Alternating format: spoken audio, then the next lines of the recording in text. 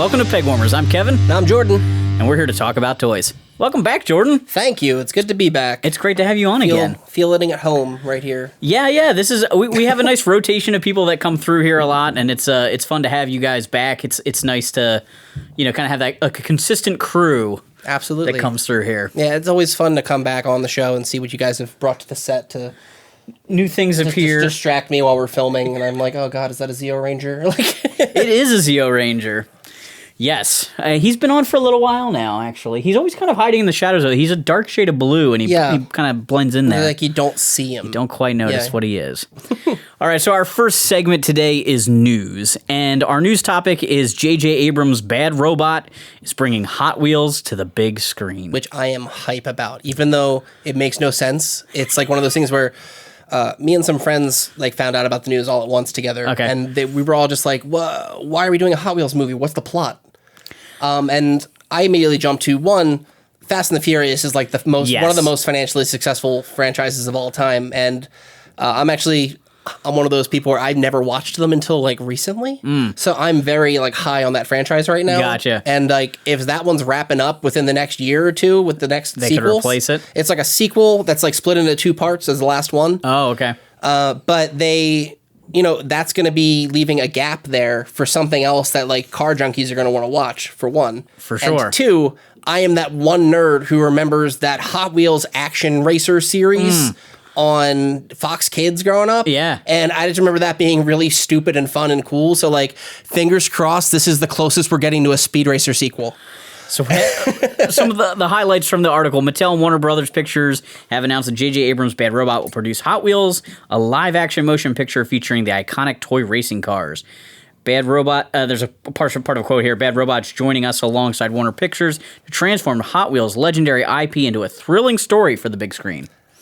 Hot Wheels is the #1 selling toy in the world, with over 8 billion vehicles sold. And Barbie, which is now in principal photography, we've talked about that before. Yes. Is filming for a targeted theatrical release of 2023. And this is just part of Mattel's giant slate. They want to do movies based on American Girl, Barbie, Barney, Magic 8 Ball, Major Matt Mason, Masters of the Universe, Polly Pocket, Rock'em Sock'em Robots, Thomas and Friends, Uno, Viewmaster, and Wishbone. I'm very curious to see what they would do for a Viewmaster movie that isn't horror. Yeah, I don't know how you could do that without it being horror. Between that and the 8 Ball movie, it's I see the crossover potential there, but I don't see a movie plot within either of those toys. I mean, I know you could. There's a lot you could do with Major Matt Mason. He's just an astronaut type thing. Sure, but that brand, they keep trying to bring it back. I don't know if it has the legs to support anything unless they absolutely totally reinvent it. But they're certainly not going to get a big audience based on that as a brand that already exists. Yeah, no, there's nobody. I'm a toy junkie and I barely remember what that is. Yeah, I don't see it. Masters of the Universe, if they could get that off the ground and make it good, I see a lot of potential in that. Absolutely. I think the problem with Masters as a film isn't the fact. It's just the fact that I feel like it's going to suffer the way every adaptation in the early 2000s did, in the sense that no theater is going to believe in taking it genuinely. Yeah. And they're going to want to do something to make it more edgy or make it more grimdark or make it it's either going to be one of two things. It's either going to be that or the polar opposite of that. And it's going to be too bubblegum and shiny and not quite what it needs to be. Didn't we get a Rock'em Sock'em Robot already? Oh, Real Steel? Yeah, Real Steel, which is fantastic. I'm one of those people. I'm very much a Real Steel advocate. I'm an advocate for terrible mid-2000s movies. So, do they just want one that has the correct name on it that wasn't branding. Good enough? They want the branding, which I get. Yeah. But, we never got the sequel we wanted to Real Steel. So, I'm just going to start advocating for bad sequels on here that, nobody but me wants, between that and Speed Racer. And, it's just... I don't know what the plot's going to be, but I know there's going to be a scene in the trailer. There has to be. Yeah. Where some babe takes off sunglasses and goes, "Those are Hot Wheels." Or the wheels are actually going to be on fire. Yes, that could also happen. That's going to be it. I just gotta my whole thing is who do you cast in a movie like that? It's got to be somebody a with household a big name enough, but also someone who's believable enough that you could see them in a Hot Wheels movie. Well, you're gonna need somebody who's on the rise to be the driver, and then somebody with a big name to be the grandpa or the dad or somebody that like is rooting for that guy that's a bigger star but doesn't want to be in the whole movie. Nick Cage. Nick Cage. Just put him in everything. We're already there. All right, so that's our news segment. The next thing we have is new to the collection. Yes. Do you want me to go first, or you want to go first? You can go first. This is your show. I brought a line that I'm trying not to collect. It's a line based on my favorite IP in the whole world. Mm-hmm. But I just don't really like the style of articulation. Okay. But I keep getting suckered in because I love the characters. Absolutely. I brought another Super 7 reaction G.I. Joe figure.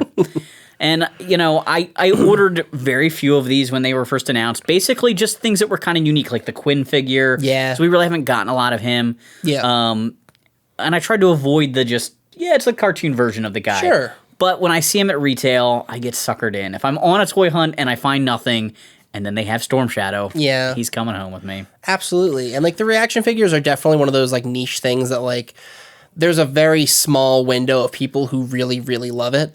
But then there's those characters that people like, and that's that really just pull you in. That's a big part of it for sure. I hate most toy lines that do the 5 POA, and they drive me nuts. I'm very much a fighter for articulation, so like even as a kid, I was always like, these aren't great. I want better figures that do more stuff. So like G.I. Joes were great when I was a kid. So the fact that they're taking the articulation out of the G.I. Joe in that scale is just making it worse. But it looks nice. It's a really cool piece. If you're going to be an inbox collector, it's a nice carded figure to have. Yeah. And it doesn't feel like you're taking anything. It feels more like a piece of art than it does a toy or an action figure. Like I know I got suckered into one of these recently as well. Where I bought Goldar from Mighty Morphin Power Rangers because he's a character that I buy every time I find one I don't have. Okay. I can't not do it. Like if I find a Goldar and he's in my budget to buy, he's got to come home with me. And I bought the reaction figure of him. Nice. And it's like I kept him on card, and I can tell you right now that like 98% of all the toys I own are open. And I own like thousands of toys, so that's a very small number of inbox toys in my house. But he is absolutely one of them because, again, it feels more like an art piece than it does an action figure. It's definitely one of the high selling points, too, is that they did do original art for these toys. Yes. They all of the Super 7 reaction stuff has great looking packages. Super 7 is like easily one of the top brands out right now, like as far as manufacturers of everything. Like everything they do is essentially a piece of art, which is why it's so much more expensive than most things in the scales that they're making them in. Yeah. But they're all top tier, and like there's a reason that you pay you get what you pay for with those. Right. Absolutely. So like the reactions are a line that like I want to hate, but I can't help but love. Like even when they were teaming with Funko to get them mass marketed more. Yeah. There's some things where I'm like, well, I got to buy that. Like I know I've got the full set of Gremlins. I've got the full set of Jaws because that was the first time we ever got any action figures for Jaws.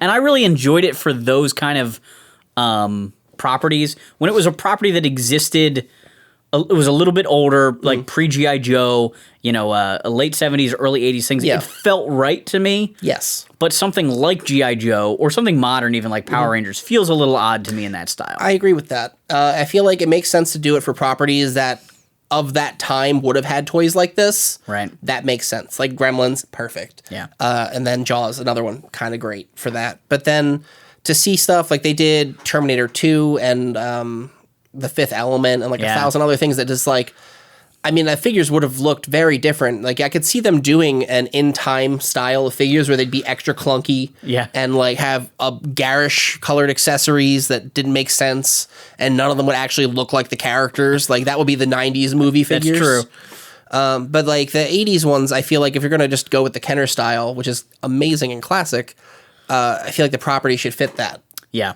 What's new to your collection? What's new to my collection is a toy I've been waiting 29 years for, when it's really a toy 65 million years in the making. Oh, man. I bought the new Kitchen Encounter pack. It's a Target exclusive from Mattel. They announced that on the Beyond the Gates web series that they're doing on their website. But what's especially cool about this is it's our first ever figure of Lex Murphy, who is a character, everyone knows Tim and Lex, the kids from Jurassic Park. It's one of my like all-time favorite movies. Like easily could be, depending on what day you catch me on, it's going to be number 1 or number 2. Okay. So it's like very much up there for me. And the fact that it took us 29 years to get a figure of one of the lead characters is absurd. Absurd. And we got her brother Tim in here. and a Raptor, which makes sense because it's a kitchen playset. I wish that the kitchen playset aspect of it was not just cardboard packaging. Like they gave us maybe like a kitchen counter accessory would be pretty cool, because then I would be able to comfortably like rip this bad boy open and put it on display as it's displayed in the box. But really, it's a bunch of cardboard and one dinosaur and 2 kids figures. And I think my favorite thing is on the back. It's like really highlighted, like frying pan included. It's the one accessory they bothered to give them. They gave them a single frying pan, which I don't think they even had in the movie. Which I know that she had like a ladle and like some other stuff they made noise with, but like, I don't remember them using a frying pan to hit the Raptor. Which like I can imagine being really funny, but it's just not something that happened. But this thing is like, it's just beautiful. I haven't opened it yet because I bought it maybe a week ago and haven't had time to like really sit down and like take it in. And I'm also trying to figure out where I'm going to put it because my Jurassic Park display is very full. Yes, I've seen your Jurassic Park display. And it's, obviously I want to get Lex somewhere good, so I might even just buy a second one to keep one packaged. It is definitely a nice display piece. I don't do that often. The only other Jurassic Park things I have that are sealed are the SDCC ones from the last couple years. Okay. With Ray Arnold, who comes with a Raptor, but he's in like a light up display. Yeah. And it talks. Okay. So I kept that box because it looks cool, and I kept the Barbasol can. Oh that's too good with Dennis. With Dennis Nedry in it. Yeah, in the Hawaiian shirt, because I already have the other Dennis Nedry from the Jeep set, and the one in the Hawaiian shirt doesn't need to be out. He's perfectly fine on display in the Barbasol can. But it's like, again, very few toys in my collection are kept boxed, but this one is very much one that I may end up keeping boxed for the rest of its life. It's so good. we actually recently did a Jurassic Park episode on Pegwarmers where I actually talked about that set. So it was funny. Didn't call me. It was funny that you brought it in. Man, I could talk Jurassic Park for weeks. I know. We will have to do a Jurassic Park episode sometime. Do the Lost World. I'll come in for that. We'll have to do it. All right. You heard it here first. Okay, so what are we talking about today? What is our main Do you want to do a peg warmer? We could do a peg warmer. What do you have one? I didn't bring one. You didn't bring one, so I'm going to bring one. Jordan's prepared here. I am always prepared. So I also brought so much stuff, as you can see from the table. I brought these bad boys today, which some of you might recognize if you shopped at Toys R Us in the last 10 years before they closed. These are from Bandai. They're Godzilla brand. I think the line was called Tokyo Pop or something along those lines. And essentially it was Bandai's attempt at stylized vinyl figures. They released actually right around the same time as like Funko Pop started getting popular, but I don't think it like coincided necessarily. All right. They were just like, they had Kid Robot in stores and they had other things like along those lines. And these felt very much like their attempt to reach that crowd. And these things they came out at like $30 a piece, and they're not very big. It's a little steep. They sat on the shelf at Toys R Us for something like 4 or 5 years, gradually marking down more and more until they finally hit the one summer blowout clearance where they were like $3 a piece. And I finally brought a pair home because they, for $3 a piece, they look nice. I think they're fun, stylized vinyl, but obviously they didn't sell. So the only 2 we ever got were Classic Godzilla and Mecha Godzilla. And that's all we're ever going to have in this line, which is unfortunate because they look nice. The Godzilla is far more cartoony than the Mechagodzilla. Mechagodzilla looks like a super deformed version, but it has crisp details. Yeah. And the Godzilla is super cartoony. He's very clunky, and like I really like his large proportions. Yeah. Which is why I ended up eventually buying them. I was just like, I'll wait till these get a little cheaper because they're clearly not going anywhere. There's 30 of them on the shelf. And I just, I love Toys R Us, and that was back in the day when I lived 3 minutes away from one. Okay. And I would go probably 3 or 4 times a week minimum, just because I passed it on the way home every day. Yeah. And I would just be like, let me stop, see what's new. And I would just always see these things sitting there, gathering dust. No one's looking at them. Nobody wants them. It was these, and they had these another super deformed figures. They had these little chibi Godzilla figures. Oh, yeah. Which they actually recently, in the last year or 2, re-released in new packaging. I saw that. And I was like, oh, these are back. That's neat. I guess. I bought the chibi set. I had those. Because they came in like a big pack with like a bunch of them, and then they released a bunch of them in 2 packs. Okay. And then now they're releasing them again as single packs, I think. But like it's weird because like I'm like, did they just like get these all sent back to them and repackage them? Like, because I can't imagine the old ones all sold eventually. But I mean, when Toys R Us closed, everything went. They were dragging everything out of the warehouse. I remember finding Spider-Man 2 stuff on the shelf, and like I found a 1996 it's not Power of the Force, the 12-inch line from Star Wars in 96. I found a Chewbacca during the Toys R Us closing. Wow. From 1996 that somebody found in the rafters of the warehouse in the back. But they wouldn't let me buy it because it wasn't ringing up. And they tried to charge me, I think, the $25 price sticker that was still on it from the 90s. And I said, I'm not paying that for this beat, dusty Chewbacca box. But yeah, so these are my peg warmer today. And that's like a thing where I feel like this line didn't get any love when it came out. I really appreciate it because I was one of those guys where I like the idea of stylized vinyl much more than I like the price point of stylized vinyl. Right. So I end up with a ton of Funko Pops because they're cheap and they're like something you can just buy and have a ton of stylized things. It's fun. I like it. But then actual bigger stylized vinyl is just way out of my price range. I don't spend that kind of money on most toys. So I only have, outside of Funko stuff, maybe a dozen other vinyl designer figures. Gotcha. And these are two of them just because they were so cheap and they're fun and they don't really have much articulation outside of it's pretty much the legs. I think he turns, his legs and his arms go up and down, his head turns. I don't think Godzilla does anything but the arms and legs. His tail. It's more than a pop. It's more than a pop, but they're fun. I really like how clunky he is though. I like his style. He's very fun. I wish that we at the very least seen more of the designs they may have come up with for these because I feel like some of the other characters from Godzilla would have translated really fun into this line. But unfortunately it's done. Probably 10 years ago at this point. But yeah, so that's my peg warmer for today. Oh, cool. Thanks for bringing that on. I'm going to go throw these somewhere now. All right. Obviously, people know. Sometimes I pretend like people don't know what the theme is, but it's always in the thumbnail. So we're here to talk about Build-A-Figures today. Yeah, we are. Collect and connect, Build-A-Figure, pack-in, whatever you want to call it. Yeah, buy everything accessories. Buy the whole wave, please. Yeah, it's the begging accessory. Yes. So they want you to buy every figure in the line to be able to build something new and cool that you don't have and can't get any other way. And then sometimes they re-release it. And then sometimes they kick you in the teeth and re-release it as its own separate figure with slightly better paint applications. So you feel like you need to buy it, even though you already spent $125 to buy 6 other figures and build it. I think at least of the ones that I personally brought, at least these two have had that happen. Yeah. And I expect she's very soon. It's very interesting to see what they choose to do Build-A-Figures on. Some characters, it makes sense because it's a huge character and there's just no way they're going to do it. Other ones, it's kind of interesting. It's like, did they just think it wasn't going to sell? Mm-hmm. So that's their way of putting it out there because they're avoiding a peg warmer, basically. Yeah, it's interesting how they choose to do these. And I feel like Hasbro and Marvel have been especially guilty with that a couple years ago because you notice Okoye here is it's a female character, which is always like the dreaded term for collectors because they sit on the shelf, as we all saw with most of last year's Eternals figures. Yes. But then I feel like Okoye would have sold, and now she's really impossible to get, which is why I have a sneaking suspicion she's going to get a re-release soon since every other Black Panther figure just got re-released. Right.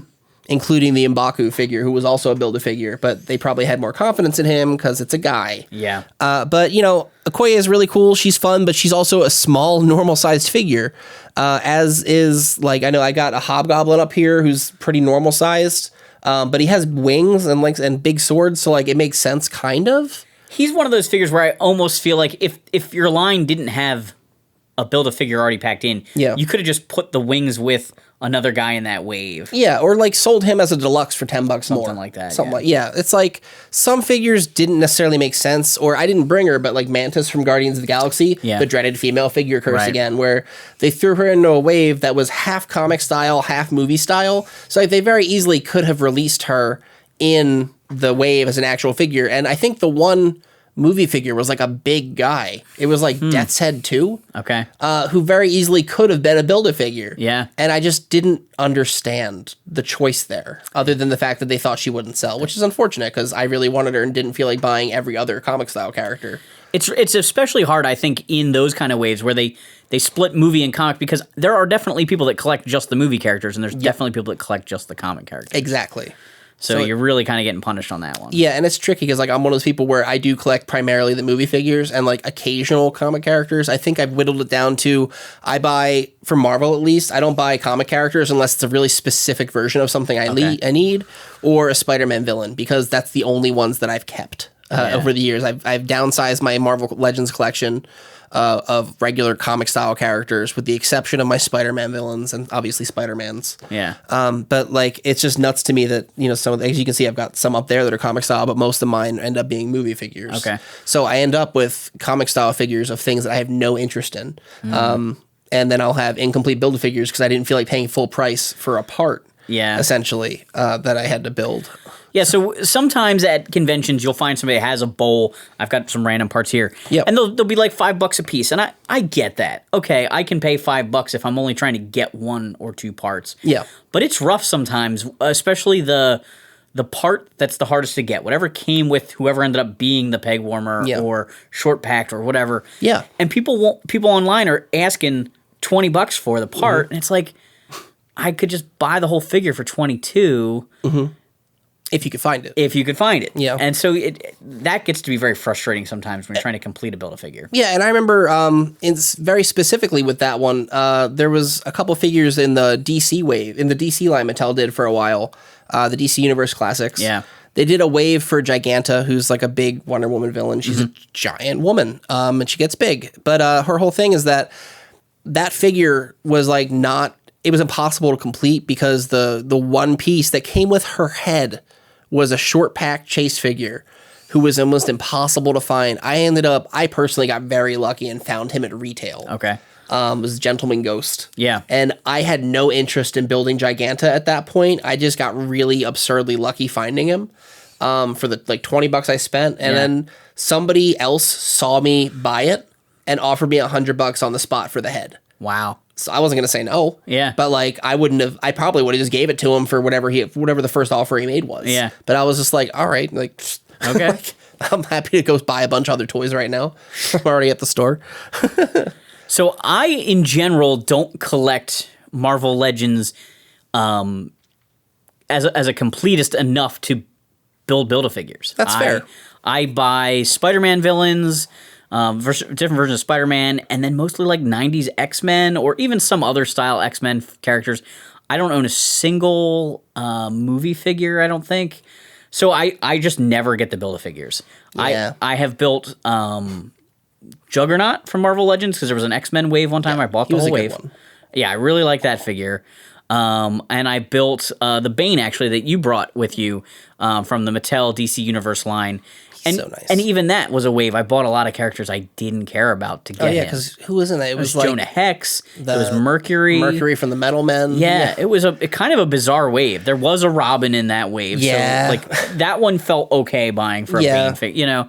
But it was sort of an odd mix of characters. The Creeper, I think, was in there. Oh, yeah, the Creeper was in there. It was like, for me, it was like, I wanted, I think, 4 out of 6 figures needed. So it was like less of me biting the bullet on that. I think the only ones I wasn't worried about were Mercury and Jonah Hex. And yeah. I mean, I think I ended up buckling and spending the extra money on eBay to just buy the parts. Okay. Which I hate doing because you see people online or on the secondary market where they try and sell the part for the cost of the whole thing. Yeah. And or more. Like, you know, people jump in and try and be like, oh, it's $35 for this arm. And it's like, man, I don't need I don't need all of this stuff. I just need that piece. Right. Like, I just want to finish my figure. Why are you doing this? Like, why do we all have to be greedy? Can't we all just help each other out? And that's one of the things that's like, you know, I think we're doing today, right? Because I brought my bag of spare parts and stuff. I have multiple bags of parts. Pull your bags up. So most of my Build-A-Figure parts over the years, I've given away. There's a toy shop not too far from me, Tinkerby Toys in Allentown, New Jersey. Yes. And I usually just give my parts to Jerry and say, you know, good luck. If you can put somebody together, that's great. So I've got my bag of parts that I don't particularly... No, actually, that's not true anymore because there's pieces in here that I definitely do want. But I've got, like, a hunk of Bane from McFarlane that I don't care about. I've got an old Despero arm from DC Universe Classics. I've got M'Baku that I no longer care about, his torso, because they're releasing a single standalone figure with better paint applications. I've got some random pieces of The Watcher from What If that I'm probably never going to finish. Most recently, I picked up... I can't remember this guy's name for the life of me, and I feel like a jerk because I brought him on the show. But it's the new figure. He's the Build-A-Figure. I'll probably know his name by heart within the week because the new Doctor Strange movie comes out very soon. I've got everything but his head that comes with Astral Form Doctor Strange that I have no interest in owning. And I already bought 2 comic book figures that I have no interest in particularly owning, but I was like, I'm already buying at least half this figure. I should probably complete him. Yeah. And of those comic figures, one of them is Sleepwalker, who is like... Oh, yeah. He's not like as obscure now, but like, because in recent years they've done stuff with him again. But like for a long time, nobody knew who that was. And one of my best friends growing up was obsessed with Sleepwalker. So even though I don't even talk to that guy anymore, I like, kind of wanted to buy it so I could look back on it. I'm like, oh yeah, I remember like... I used to have the full run of Sleepwalker comics because my friend eventually got out of comics and just gave me them. And he had all of them. But I don't know that guy's name for the life of me. I'm a jerk. I've already got some of the Thor pieces for the new Love and Thunder wave that just dropped for Korg. I got really lucky, and I was browsing my Walmart clearance aisle recently, just on a whim, and somebody, I'm guessing because they were street dated until this past week, somebody had re-stickered and put 2 of the figures out for the new Thor wave because they weren't checking, they weren't scanning. Yeah. So they were supposed to be street dated. They're not supposed to be on the floor, but somebody re-stickered them, so they were only $18 versus the usual $25 I think they're at now. Okay. So I was like, I'm not going to not buy brand new figures at under retail. Yeah. Let alone more Guardians figures, because that's, I mean, for those who do know me, Guardians of the Galaxy is another one of those things where I buy like everything. I've got a decent percentage of Mr. Hyde from the Shang-Chi movie wave, which doesn't make sense because he's not in the movie or related to Shang-Chi in any way. Not at all. But almost every figure from that wave was from the Shang-Chi movie. Yeah. He was a really weird choice. Like I guess they just didn't have somebody they thought was going to work. I mean, they could have done like Razor Fist. They could have done that dragon thing whose name I forget, the Great Protector or something like that. Yeah. So it's another Despero piece. Random Thanos bits. Sorry, I missed one. Another random Thanos bit from a completely different Thanos. And Stell from the Green Lantern Corps from Mattel's Build-A-Figure line. There you go. And that's mostly just stuff that I just have. I've got most of a Hulk here from Avengers Endgame. Is missing a leg and some arms that I'm really hoping to finish someday. I've got... This is a weird one because I didn't actually buy any of these. I just sort of ended up owning them through, like, other people just gave me their parts over in, like, bulk lots of other stuff. Okay. But I've got all but one piece of the 2017 Seban Megazord from the reboot movie. So I brought the Mighty Morphin Megazord. The classic Megazord. Torso. Yeah. So I bought the whole wave. I have all the guys, or had all the guys. Yeah. I took Jason out of the pack, did a video about him years ago, and then...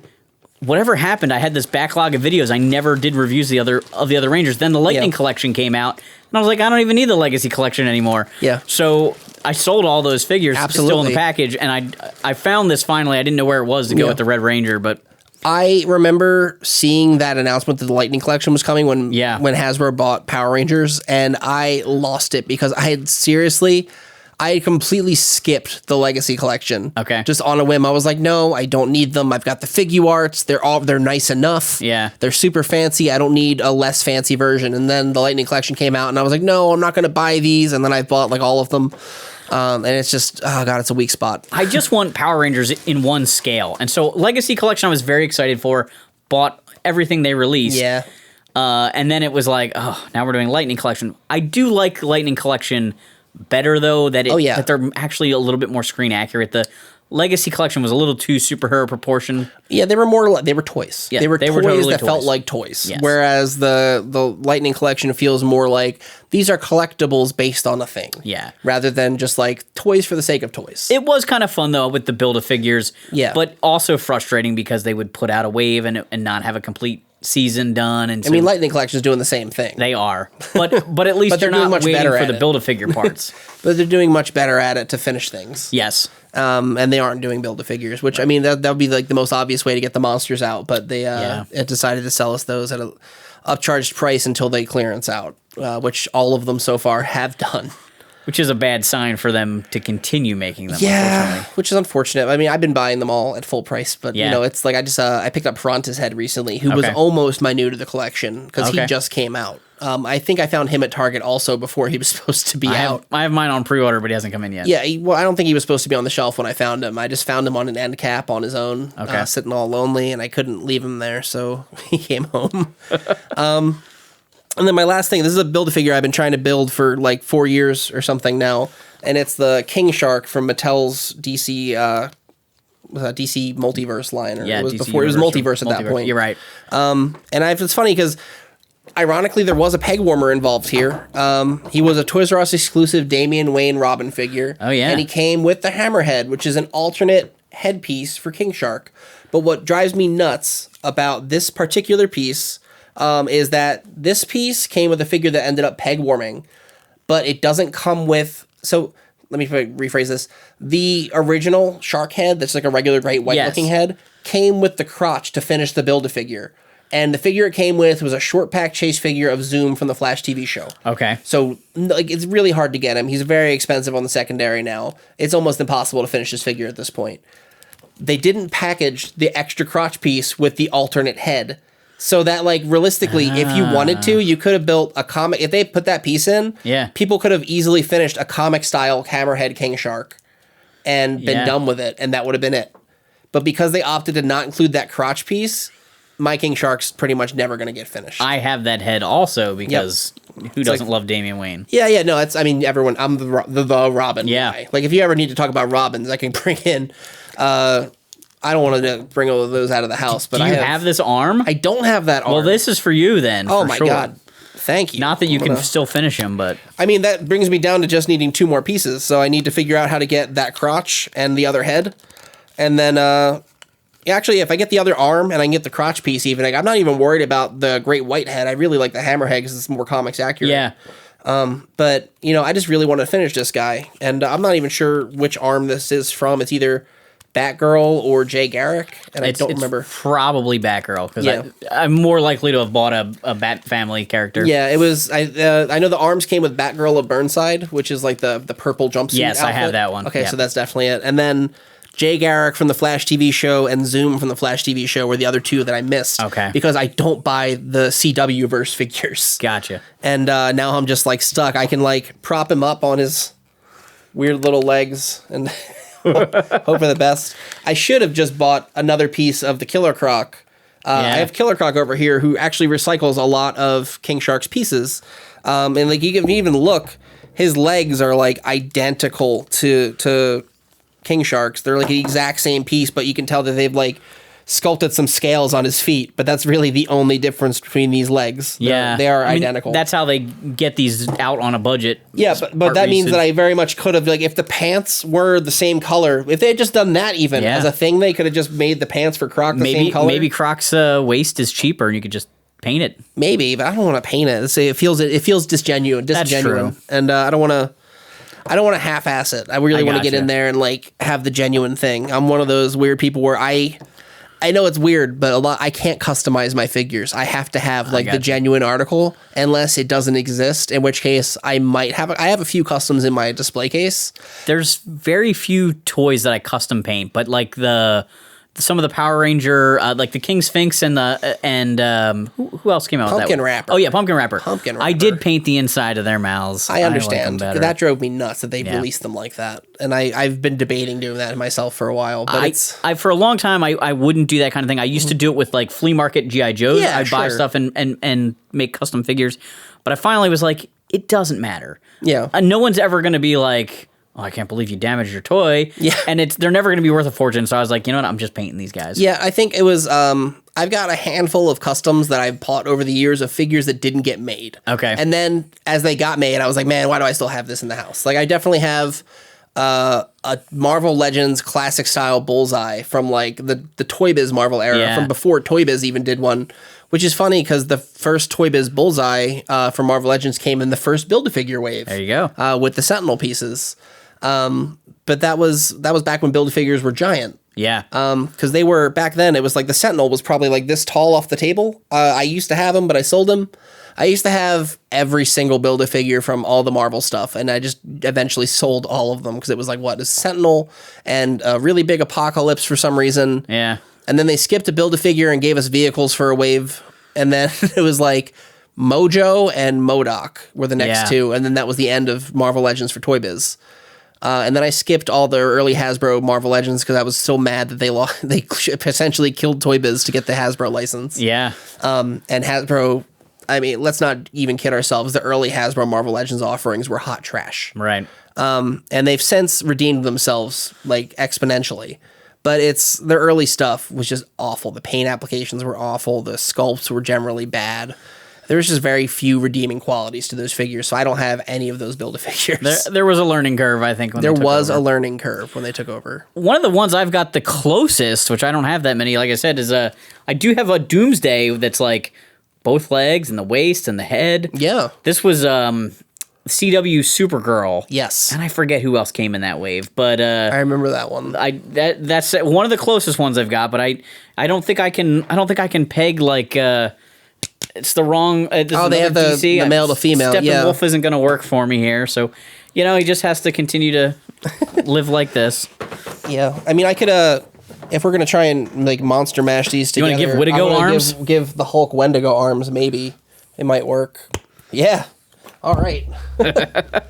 And if I can figure out how to peg leg him, that's the wrong leg.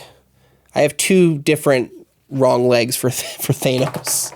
And Destro ain't gonna work, so he's still one-legged, but he's got at least some arms now. If he can balance. Nope. Maybe. One day. Hey, I got it. Nice.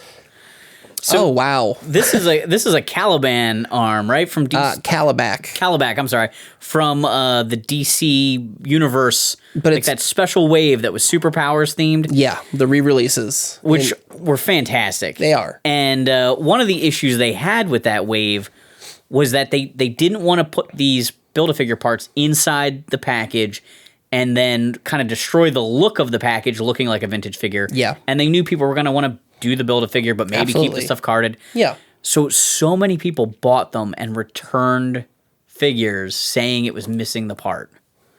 And so I know that Toy Guru has said like that was like a huge mistake on his part, not expecting that, but it was just kind of the reality of it. No, I mean, that's people are people. People are people. And it's people are generally awful. So I do have the full figure of Calabac. I can't remember why I have this arm. I must have bought a Batman twice to take out of the package because I have the rest of them all still carded. Yeah. So I must have bought Batman to take out, and I just that would make sense. He was a pretty perfect like Silver Age looking really Batman. Nice looking Batman. He probably could pair really well with the Robin from the Bane wave. Yeah, which would probably be why you'd buy him. So that's probably where the extra arm came from. Yeah, I never built a Calabac, like either version. Like, I know they released the regular, like modern version, then they just repainted him in the Superpowers colors and then re-released him with those. I think the only figure from that line I tracked down was they made Mr. Mxyzptlk. Yeah. And I wasn't going to not buy him. Yeah. And I still hear, rest in peace, Gilbert Gottfried, every time I think of that character. I think the only other one I have here is I have 2 pieces of Steppenwolf from the Justice League movie. Yeah. Such an ugly looking figure. It's funny because, like, I hate to give credit to the Snyder Cut, but, like, his character design was just, like, so immediately better in that, where he just didn't look so smooth and weird. And it's just, he looks so much better in the Snyder Cut. And then McFarlane have released the figure of him, and it just looks like such an actual, like, badass, big, he's a visible threat. Whereas the other one was just sort of this big dude in a weird hat who stood there and shouted a bunch. And that was really all he had. Kind of boring. Yeah. It just wasn't a threat. So yeah, these are I think all the Build-A-Figures that I've got lurking about. And I brought some other ones just like, as talking points and things. Right. I know you brought... I have a Stiltman here with an Onslaught head. Yep. You brought most of a Stiltman. I brought all of a Stiltman. And by all of a Stiltman, I mean as much Stiltman as anybody has ever had. I don't know if you guys can see him actively standing here between the rafter, but he has actively been standing behind us this whole time, taller than we are right now, sitting. And this is my Stiltman figure. And then over here, I've got a gallon Ziploc bag full of all of my legs for Stiltman, which is, I think, in total, including the ones he's wearing right now, I have 47 pairs of legs as of today. Crazy. Which is enough that if I wanted... I have to figure out how to get into balance, because the one thing with these is the legs are not very stable. They're very rubbery. So as you build them up, he becomes less and less stable and doesn't want to stay standing. He's very bow-legged over there. He's very bow-legged. He's only really up right now because I have him propped in between the rafter. So like if I were to take him out of here, he's gonna like barely. He's already off one of his stands, and he's not gonna last very long. Here he goes. Just gonna try and lean him back in there for now. Well, this is your 47th set of legs. Thank you. This is my 47th set of legs. Whoa. He's fine. He's fine. But that's the thing is I love Stiltman, and I don't want to be that guy, but I like to personally take credit for this existing. So for the last like decade, I've been volleying on Twitter to get Hasbro to make exactly this. I've been saying, look, just do a Build-A-Figure wave and have it be Stiltman. Even if they put Stiltman with one pair of normal legs as a single figure, just make everyone else in the line an Army Builder figure, and then have them all just come with extra legs. And then I eventually even said, just like make it just hand ninjas, and then people will just keep buying hand ninjas to Army build the hand ninjas, right? And then their Stiltman will just keep getting taller and taller, and they made exactly the figure I described. I think my last big post about it was in like 2018. Okay. And they finally made it like a year after that, a year or two later. And I'm just so glad that they made this Stiltman. Somebody saw my idea and ran with it. I don't mean to be that guy, but I was like, oh, this is my thing, but this is totally my doing. And I like to take full credit for this existing because I love it so much. I love the team of Hasbro took the time to do it. I know, like, Dan, thank you for making this happen. I know everybody over there is like really awesome, and this figure was like a dream come true for me. So I am building the world's tallest Stiltman. If you have extra legs for Stiltman that you don't want or need, please get at me on Twitter or Instagram, Jordamus_Prime, and let me know, because I would love to give your legs a home. Right now, my goal is to build this thing. It was to build it as tall as my third floor attic window, and then take a picture of it standing next to the window. But at this point, I think I might have enough legs that I could go taller than my actual house. That'd be great. I just need to figure out how to get him to stand. And then once I can figure out how to get him to actually stand, I'm going to try and like take a drone shot of him like level and then just looking down at the many, many pairs of legs. So I really, if anybody has extra legs that they're not using, mine could definitely use them. His legs are like bowing more and more as we talk. It's amazing. It's ridiculous that he can actually... he's moving more. It's just such a ridiculous thing that these exist. And I love it so much. And he's so tall. Like, I think the other thing I joked about doing was I was going to have legs that just... When I finally have to have this on display all the time, I'm just going to have pairs of legs that run up my wall in my living room. Okay. And then up the same wall in the next floor up. That's and great. Then all the way up to the attic where you'll see him standing like this, really. But like the goal would be just to have sets of legs running all the way up the house. Or I might just try and I don't want to keep it outside because it'll get ruined or stolen. But it's just such a ridiculous thing that they actually made a working, functional Stiltman, for the most part anyway. If I could just get his legs to stop buckling under his weight. But I love him so much. And he is one of my favorite things that I think is in my entire collection. That's awesome. Oh, man. What other cool Build-A-Figures that we have that we can talk about today? I think this is fun. So I brought this to talk about because it's not entirely a Build-A-Figure, but it's a build an accessory for the Dark Crystal. Right, which is perfect. It's perfect. It's from also the Reaction line that we talked about earlier, from back when I think Funko was still doing it at this point. This is like right before Funko and Super 7 split off from one another and stopped being involved with the line together. But they made an actual the Dark Crystal. And every figure in the line came with like a chunk of the crystal. So like each one came with a piece or a piece of the base or, whatever. And you eventually just pop them all together. And then you've got your whole actual crystal display. And this was not easy to build. This is not easy to find all the pieces for, but I'm a huge fan of Jim Henson's work, and I had to track that thing down. That's really cool. I've got the full setup at home for these guys, which they're really fun. I don't know. It's like one of those lines where this is exactly the kind of toy that like the Reaction line exists for. Yeah, it's perfect for them. It's perfect for the Dark Crystal.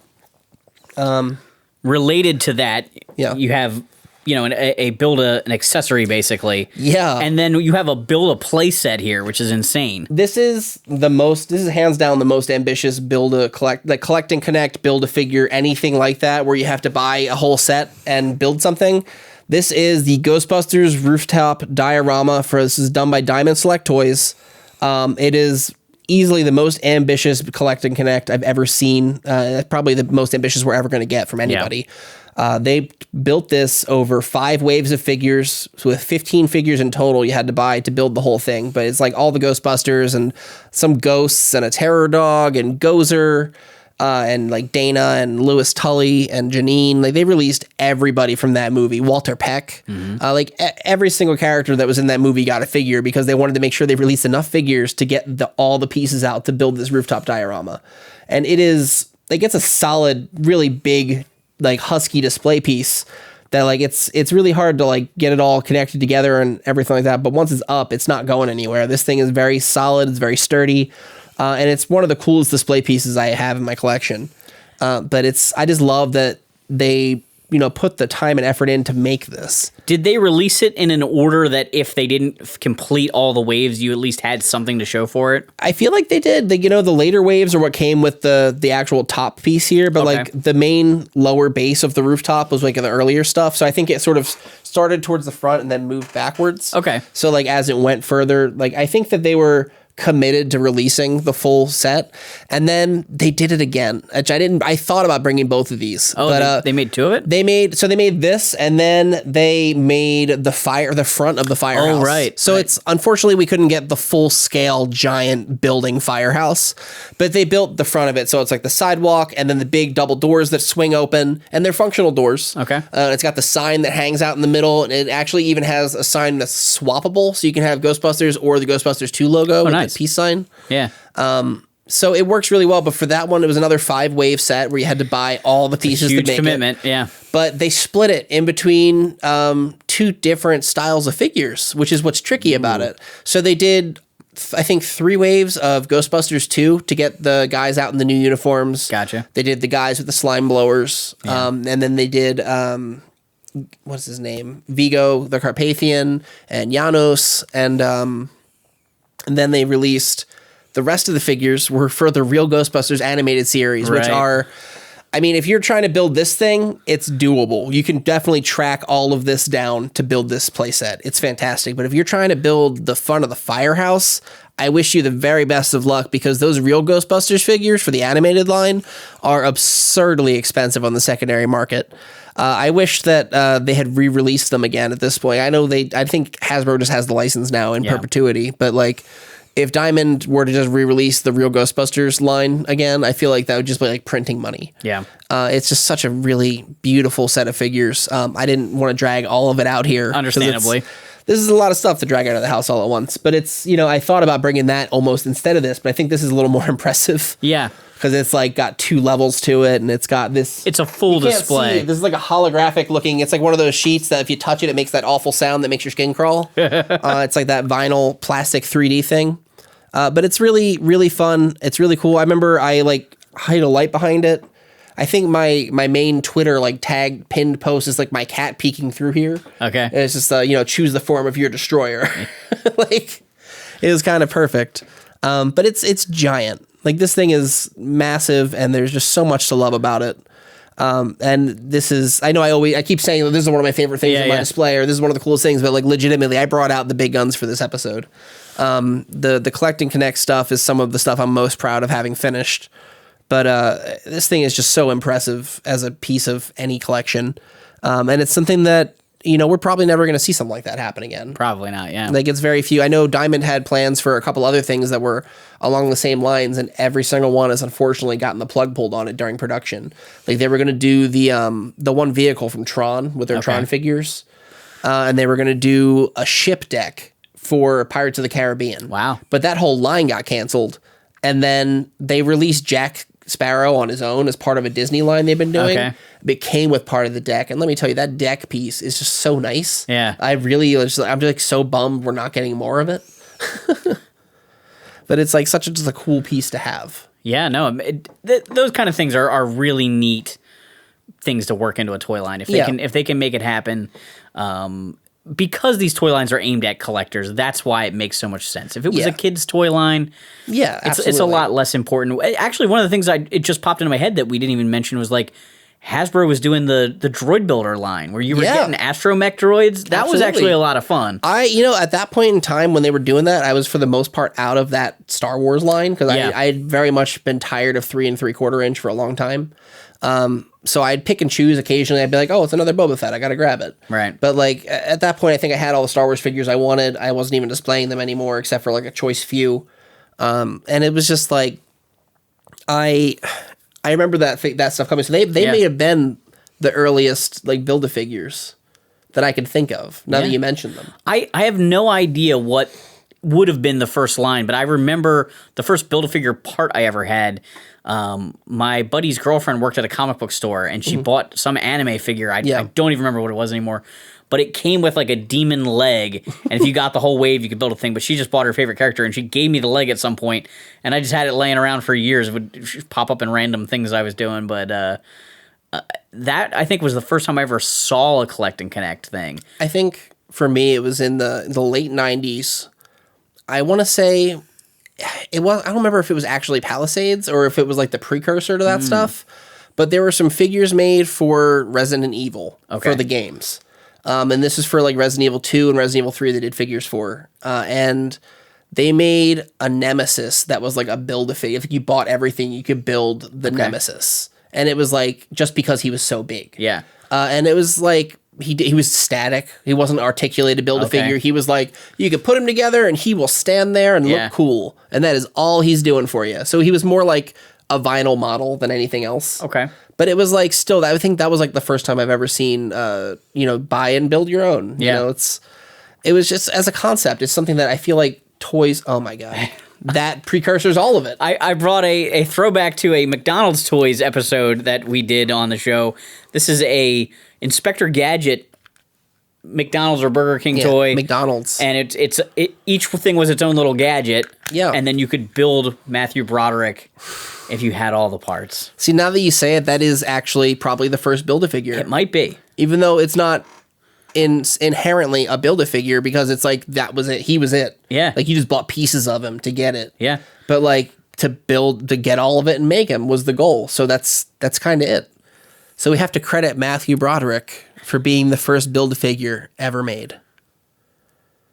Somebody's going to fact check us on this one, but I mean, I don't feel good about that. I don't want to credit Matthew Broderick for anything. Because he already gets credit for the first post-credit scene. So it's like... Yes. I don't want to give him more to gloat about. He's Matthew Broderick. He has enough. Save Ferris. Save the world. Save the world. Thanks for bringing all this stuff in. It's really great to get to see these things. There's you've got this crazy Joker down there. I think might be the last thing we can talk about. I didn't talk about him. He's really fun. He's also really stupid. I am like probably the only person in the world who was excited that they were making this. So this is a Joker bot. It is from the McFarlane DC Multiverse line, and these pieces all came with figures from the Batman Beyond line.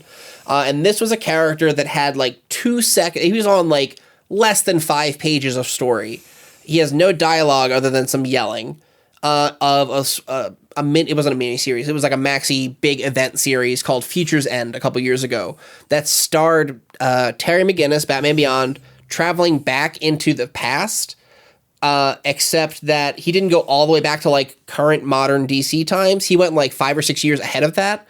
So like it co-starred Tim Drake at like 25. Huh. So it co-starred like a 25-year-old Tim Drake who's like a bartender now, and like a lot of people died. It's a really depressing storyline because the whole plot was that Brother Eye came and he killed pretty much everyone, and it was like a last ditch effort. They sent Terry McGinnis into the past. Okay. And this is Joker bot. He's got a robot body. He's got a head that switches between Batman and the Joker. He's made up of both of their corpses. And I'm like one of 5 people who enjoyed that story, and it's not great. I was really surprised they made this particular figure because, again, he looks really cool. Yeah. But that's all he has going for him. He's not a character with any real value. He didn't get a lot of screen time in the comic itself. At least he's connected to the wave, though. He fits the Batman Beyond wave. There's about 1,000 other characters I would have done before I did this. But I'm also like a giant Batman Beyond fan. Okay. So like I'm the guy who read every one of those comic series they put out over the years that was like, it's a continuation of Batman Beyond, even though like it doesn't quite fit the continuity. We're going to say it's the same story and it keeps going. And Future's End was actually where they try at the end of it, spoiler alert, they actually kill Terry McGinnis off and make Tim Drake, who's 25 now, Tim Drake from our future, but from Terry's past, goes back into Terry's future and becomes the new Batman Beyond. So it's like a whole convoluted mess. Yeah, that sounds it. And then that lasted like a dozen issues, and then they brought Terry back somehow, and Tim Drake just sort of walks off into the distance at the end, and you never know what happens to Tim, because he's not in his own timeline. He's in like the future of an alternate. He's in an alternate future from his own. So somewhere that Tim Drake is still running around in the Batman Beyond universe. Doing stuff, which I'm hoping he comes back and like actually does. Oh! Stuntman almost took somebody out. Yeah, he's coming to get us. He is a criminal. So, but yeah, I mean, it was like one of those stories where it's like, for me, it was great because I'm a giant, Tim Drake's my favorite character in comics. Yeah. So I love Tim Drake. I love Batman Beyond. So for me, it was like, this is the coolest story that's ever going to happen. Kind of a perfect story for you. Yeah. So like, I love that they made the Joker bot they were a Target exclusive version too. So they were, the Batman Beyond line from McFarlane is kind of like depressing in a sense because they made Target exclusive versions, which were the best possible versions. And then they made less good versions and wide released them. So everyone's like, why did they make this? So like they made Shriek from Batman Beyond. He looks super cool. With the helmet on as an exclusive to Target with the Build-A-Figure piece. And then they made helmetless Shriek, who is just like a bald guy. Yeah. With all the armor on, but no helmet. Who looks just like, why would you want that one? And what gets me more with that, actually, because I'm an advocate for, equal treatment, is that they made Shriek, who's one of the only deaf villains in comics, and they didn't give him his hearing aids. They sculpted his ears, but they didn't give him his hearing aids. So it's like, they couldn't even get him right. It just bugs me. Those little things. The little things. The little things. I get it's it. Attention to detail. You gotta get all the details correct. All right, guys. Thanks for hanging on the peg with us. Jordan, thanks for coming back. Absolutely. Thank you for having me. Check out Geek Anything. Yeah, definitely check out Geek Anything, where we've got anything and everything geeky. I have so many things I want to talk about. I'm like gonna get off track here. This is the case of a game that was far more popular in Japan than it was in the United States. They never went to Mordor. What are you talking about? This is kind of weird. But there's real detail. There's like wiring underneath. They're one and done. That's it. Sold out. So they're super hard to come by. You heard him, guys. Bring it back. Here we go again. Round two.